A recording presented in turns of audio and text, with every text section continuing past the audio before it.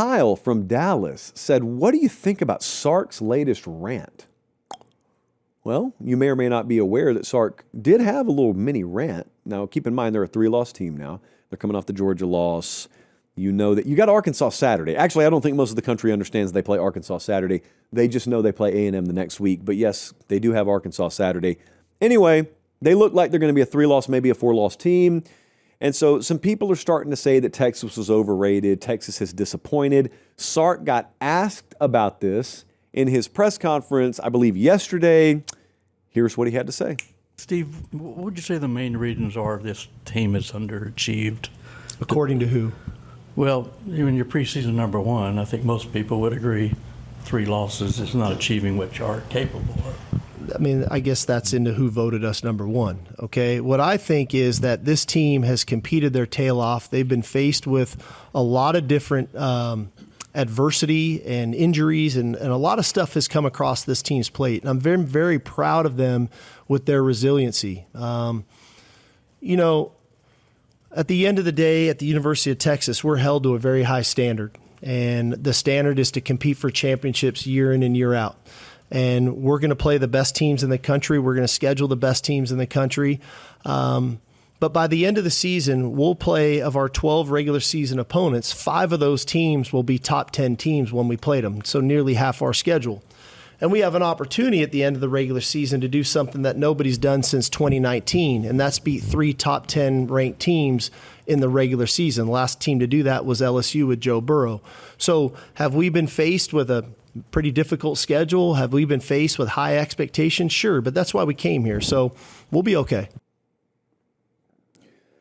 All right, what I made of that is a message for the playoff committee, really is what that is. That is a message of let's try and win these next 2 games, finish with 3 losses, and let that be the talking point. Because that's really their only hope right now to make the playoff is they're a 3-loss team, and the committee looks at the criteria through the proper lens, like the lens Sark just gave you, which is, hey, man, we've beaten a lot of top 10 teams when they were top 10.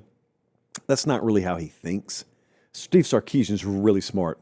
I love hanging around Sark. I love talking to him. Love having him on the show. Like, he is very analytical. He's very competitive. I promise you, when he's looking himself in the mirror, when they're sitting around a staff room, or they don't do this during the season, but like when they're assessing the season in totality, they're not looking at it, talking about how many top 10 teams they faced.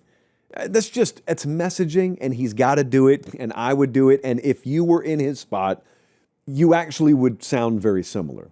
What you're not going to do is go out there and say, yeah, we suck, man. Yeah, I had really high expectations. We failed. Man, I've got to tear it down and start from scratch. That's not what you do publicly. Now, what you do privately is you got to acknowledge where you've failed, and they have failed this year. That staff's failed this year. That staff's fallen short, well short of the expectation they should have for themselves. I mean, look, we were out there in the spring, and again, I had him on the show, really appreciate it. I thought he was dead on the money and in terms of the picture he presented, which was, hey, this is kind of our first go-around with everything in this building being ours. We got our quarterback. This roster's totally ours. Everything's ours now. So this will be a true reflection of our Texas. It's not good enough. That's all. It's not good enough. Now, that's the easy thing to say. The easy thing to do is look at the win-loss record and say, well, that's not good enough. This is Texas. You're Steve Sarkisian. You guys got the NIL, you've got recruiting, you got facilities, you got all this stuff. You got an army of some of the best staffers in the country. You ought to be better. Yeah, that's accurate. But that's not a fix. The fix involves getting your hands dirty. Hey, really quick timeout. We'll get right back to the video. Do me one favor. Make sure you're subscribed. It helps us keep the show free. It helps us keep the lights on. It helps us keep doing college football year-round, and we appreciate it. All right, back to the video. It involves making changes that are going to be really hard because they're your people. It involves maybe changing something about yourself, maybe course-correcting 20 degrees of your own personal philosophy. You saw what it's supposed to look like last Saturday. You're not that. Georgia is what it's supposed to be like, and Texas is not Georgia. We've pretty emphatically decided that in the last calendar year. That just means you keep working. That just means you got to make changes. That means you've got to adjust. That means you've got to tinker and you've got to evolve here. And maybe, it means changing personnel. Maybe it means adjusting your roster or recruiting a different kind of kid or using different approaches in recruiting. Like, I promise you, Steve Sarkisian is not looking at their results this year and saying, that's okay. No. What he's doing right now is he's fighting to do as good as he can with the reality of what they are. The reality of what they are is well short of a national championship contending team, which is what they thought they would be. They were wrong. I thought they could be that. I was wrong. What they are is just very incomplete. So you get to the end of the season, you fight as much as you can to play as long as you can, which is what he's doing right there when he says that. They're not going to play much longer. And then it'll come time to course correct. I know there are a lot of rumors out there about him and his future and whatnot. If that stuff happens, we'll talk about it if and when it happens. Until it happens, Steve Sarkisian is the head coach of Texas, as long as they'll have him there. And as long as that's the case, then everything I'm saying applies. So I'm not really sure when you get into the granular detail of things, like I'm not really sure how it's possible for people to relate to it. I'm serious about that. Because like, even if I were to look at it, if I say, oh, I don't think you're good enough on defense, fire your coordinator. Oh, I don't think your special teams are good enough, fire your special teams coordinator. Oh, I don't think your roster is good enough, fire your general manager. That is so easy for me to say. I'm speaking generically there, not about Texas specifically. That's so easy to say. I don't know those people. I didn't hire them. I didn't have them move my families here. Also, or their families here. Also, you never know if like one of your staffers' shortcomings are directly correlated with you not being what you need to be, you not setting them up to succeed.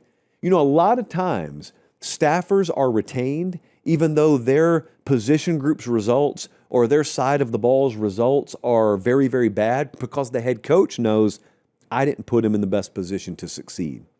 Now, he's not going to step to a press conference podium in all likelihood and say that. But we're watching an example of that, ironically, with the team Texas just played. Texas just played Georgia. Georgia put on a clinic.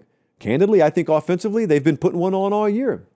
If half the Georgia fan base had their way, Mike Bobo wouldn't even be there to put the clinic on because Mike Bobo would have been fired. Kirby didn't fire him.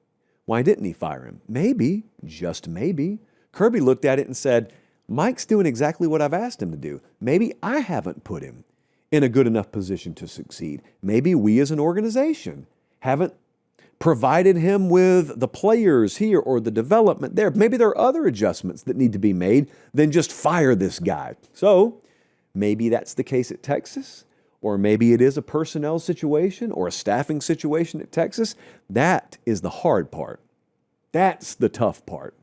Because like really, if you think about it, if you're Steve Sarkisian, you got like 500 changes you could make. How do you know which changes are the proper combination of changes to make?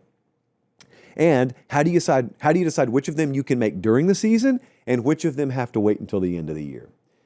I'm not asking you to feel sorry for him. He gets paid a whole lot of money.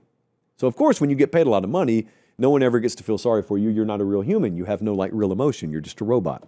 But that's kind of a joke because I do understand it's a big boy business. Like he's an adult. He gets paid a lot of money. You got to produce results or they'll find the next guy. Texas or otherwise. They'll find the next guy. But yeah, what I thought about the latest rant was I didn't think it was a rant that accurately reflected his feelings towards his current results as much as hoping to lobby for a backdoor spot into the playoff if they're able to take care of business these final two games.